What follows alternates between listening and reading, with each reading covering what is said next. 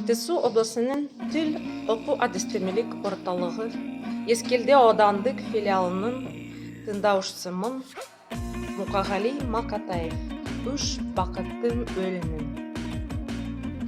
Ең бірінші бақыттым халқым менің. Соған берем өмнің алтын кенін. Ол бар болса, мен бармын, көр болмаймын. Қымбатырақ алтыннан нарқым мен. Ал екінші бақыттым тілім менен. Таж зөрікті тілімен тілем дедім. Кейде дүниеден түнілсем де, қасиетті тіліммен түнілмедім. Бақытым бар үшінші отан деген. Кудай деген кім десе отан дерем. Оты сөнген жалғанда жан барсын ба, ойланбай ақ кел дағы отал менен.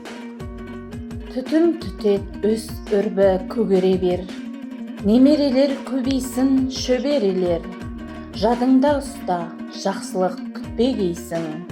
От емес, оқ сұрасаң, менен егер.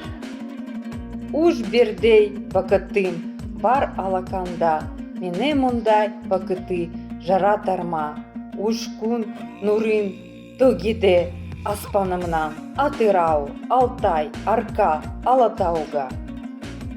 Осы челленджді Ақсу аудандық тіл орталығына Жолдаймыз!